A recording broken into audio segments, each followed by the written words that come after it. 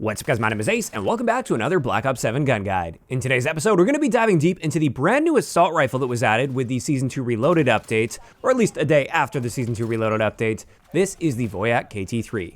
And starting it off, as always, let's have a look at our rate of fire, which is fairly slow for an assault rifle at 652 rounds per minute.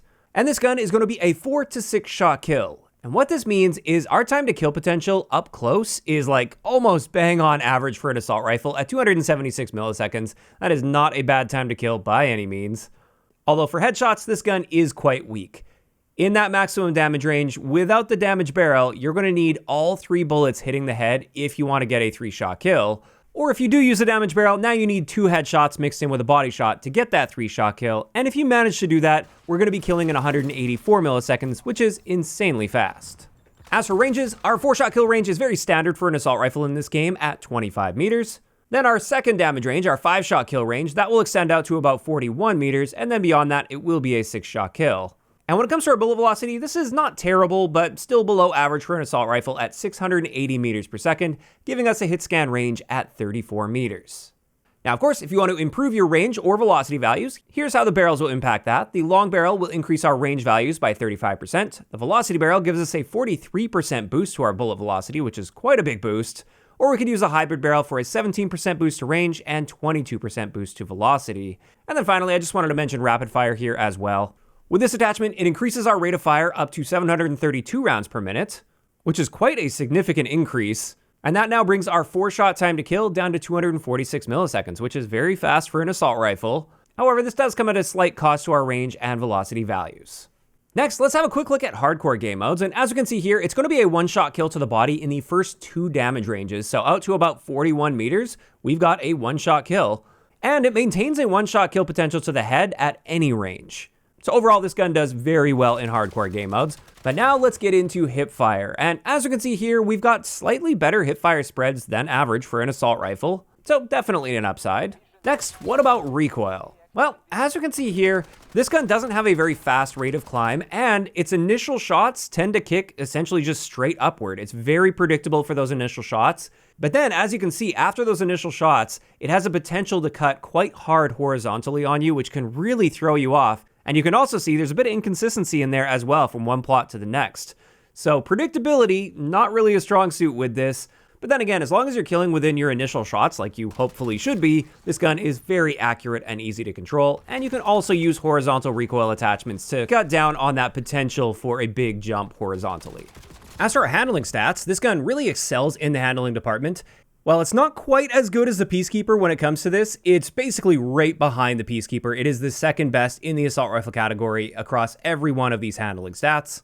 And another really big upside to this gun is its reload time is insanely fast. Its reload add time by default is just 1.35 seconds. That's often what you would see with like a fast mag attachment on many of the guns in the game.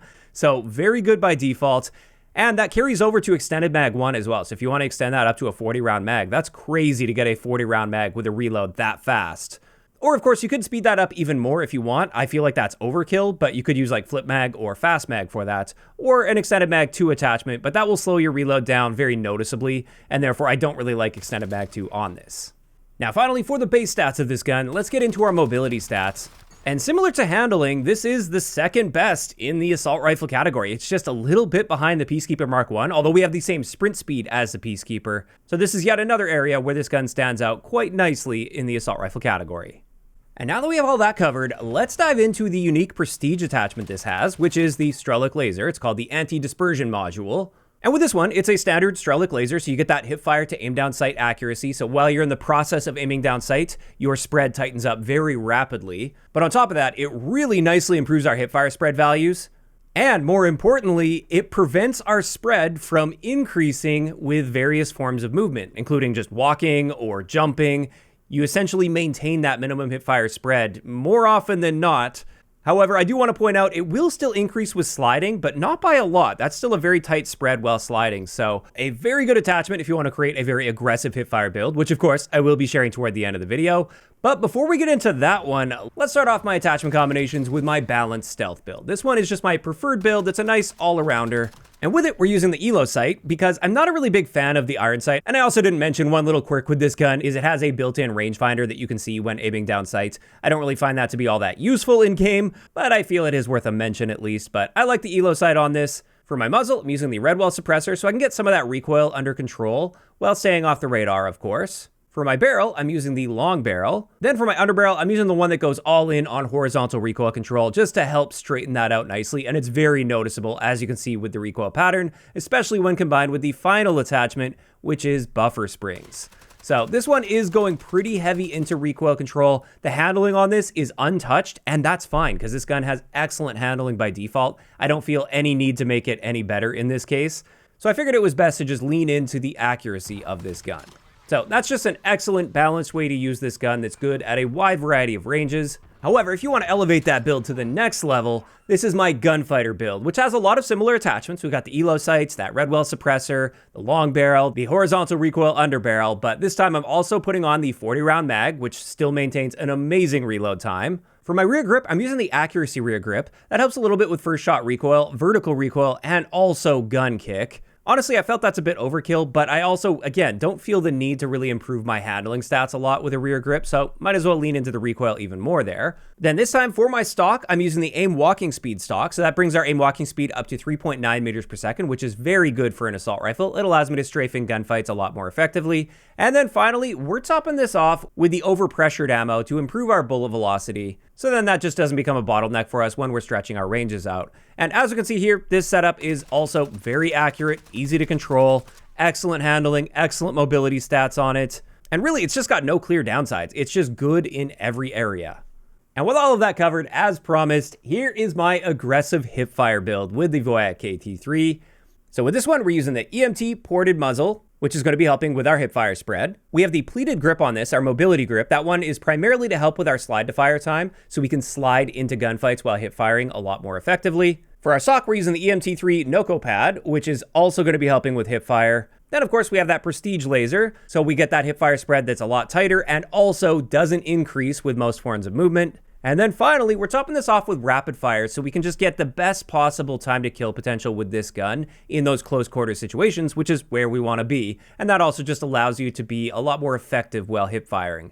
And as you can see with this, of course, we are seeing more recoil. I'm not building toward recoil here, and having rapid fire will increase the amount of recoil you experience. That's fine. This is not designed to be used at longer ranges. And it's primarily built for hip fire, which, as you can see with those hip fire spread values right above the recoil plots, our minimum and maximum spread value is the same, and it is noticeably better than even our minimum spread value by default. So very good hipfire potential on this, and a nice change of pace with this gun. And there we have it. That's going to wrap it up for today's gun guide on the new Voyak KT-3. And when it comes to my thoughts on this gun, I think it's great. I don't think it's the best gun in the game or anything, but I think it's got a lot of great benefits. I really like the fast handling and mobility and reload time. It's accurate enough that it holds its own just fine at close to mid ranges, which is generally where I like to keep myself with a gun like this.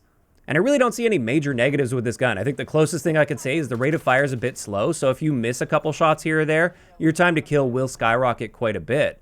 But that's fine. It's got plenty of benefits that make up for that. Now, of course, those are just my thoughts on the Voyak, and I'd love to hear what you guys think about this gun in those comments down below. And if you guys have missed any of the previous gun guides, I will leave a link to the playlist in the description of the video. If you enjoyed this one, a like rating is always appreciated. And don't forget to subscribe for more if you haven't already. I'll talk to you guys next time.